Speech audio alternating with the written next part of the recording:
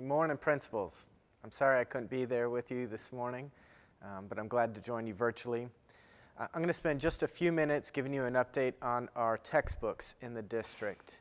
I've got some slides I'll discuss with you, but really this is just an opportunity for me to share everything I know with you about our textbook situation and to kind of norm you, to bring you up to speed. We've had a committee of your colleagues, instructional services leaders, tackling this big problem, this challenge for the last few weeks, few months, and we are at a place where we really are seeking your feedback and want you to know kind of where we're at so you can help communicate within your buildings and provide us feedback for moving forward.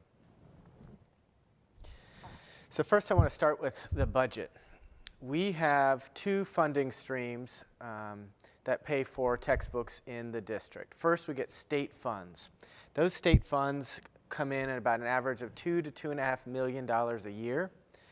The state is pushing us to use more digital resources. In fact, some of you have heard things like there aren't even textbooks on the state adopted list for us to purchase in some areas. We have had a lot of flexibility in the past with our state funds, where we could push state funds down to local. However, this past year, the legislature limited the ability for us to push state funds down to local.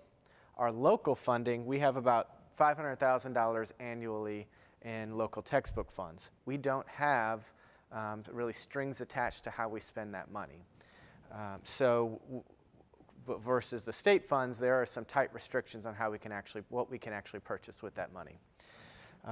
In our local funds, we spend about $250,000 to $300,000 annually on our K-8 inquiry-based science kits. Those are your rocks, your minerals, your soil, all those things that get refreshed kind of behind the scenes and support that hands-on learning in the science classroom. That has all come out of our local textbook fund. So you can see that chews up a big chunk of it pretty quickly. Another big bite out of our textbook funds, the state allotment, is Discovery Education. So about 3-4 years ago, we made a decision to purchase Discovery Education.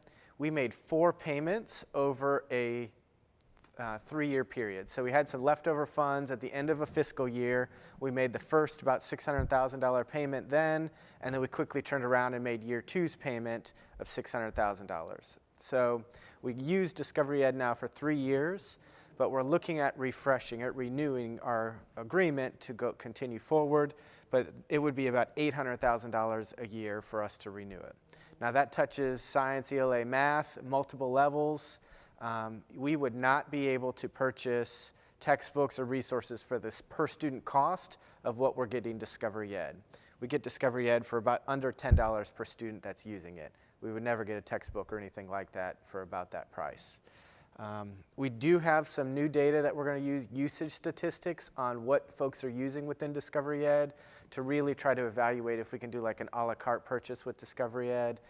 Maybe there's some pieces that just aren't being utilized in the district, and that would be important for us to consider moving forward what we would actually purchase out of Discovery Ed. So that's sort of the budget scenario. So these are the complicating factors that I want to share with you. These are our reoccurring costs and just some things that really make our textbook needs challenging. So first is we spend about $50,000 to $60,000 annually on dual enrollment textbooks. So students that take dual enrollment courses through Forsyth Tech, they have to have a textbook paid for by the district. The district cannot pass any cost on to students in those dual enrollment courses.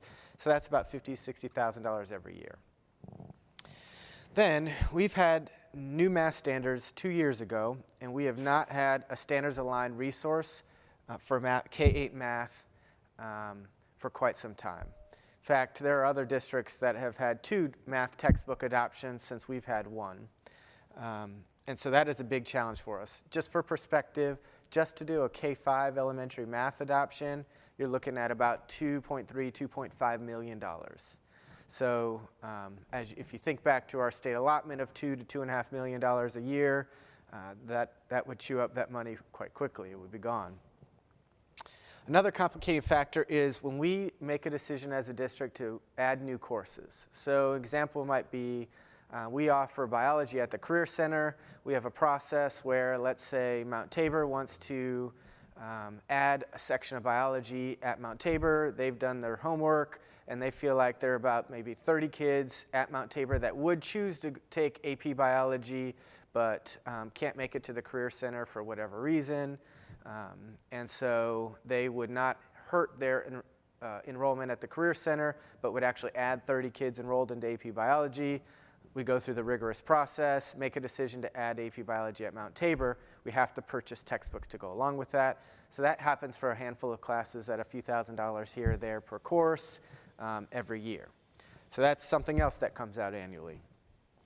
Then certain AP and IB classes have some restrictions on the age of the textbook. It is not all AP or IB courses, but we do have to be mindful to keep those courses current, that we are required every so often to refresh the textbooks in those courses. CTE is another one of those. There are programs within CTE that have a 7-year refresh rule in order for the programs to be kept current. We are at that place right now for some of the CTE textbooks. I think construction, electricity, carpentry, all those are up for at their 7-year point for new textbooks. So keeping that in mind as well of what we have to purchase coming out of our textbook funds. CTE federal funds cannot pay for textbooks. And then we talked a little bit about Discovery Ed earlier.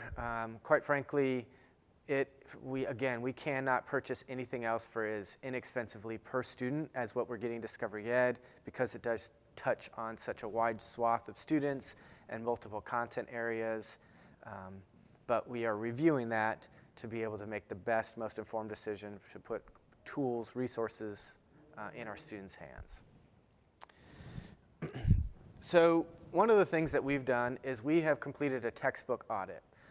So I asked all the instructional leaders in my department to look at the resources in all the classes and courses under their purview and the textbooks or digital resources that would fall into to those courses.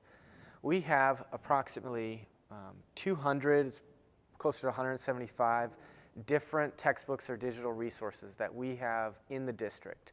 That's a significant amount. The average age is well over 10 years for all of our hardbound textbook resources. We've got some textbooks 20 years or older. There's sort of a joke in the district about how we have floppy disks in pictures and vocabulary in some of our foreign language textbooks. Some of those are still being used. I'm sure you could go into classrooms where they're not even using those textbook resources because they're so out of date. We recognize that there's a need, and that's why we're spending this time trying to tackle this challenge. We are at a point where the textbook adoption committee that I've pulled together is really ready to seek out your feedback and get some more input from you. We want to know what you think about the textbook problem. We know you hear from your teachers. We know that you are getting feedback from your instructional facilitators, community members. Our board members are hearing that feedback. So we are trying to make the best decisions moving forward, but this is a complicated jigsaw puzzle that I appreciate all the input and support to try to unravel this complicated knot.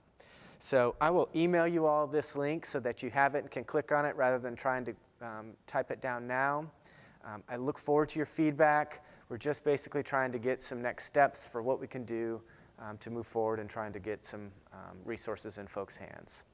Please feel free to email me any questions you have outside of this. Again, I'm sorry I couldn't be there and take live questions. I couldn't be in 2 places at once. I hope you have a good rest of the day and a happy spring break if I don't see you by then. Thank you.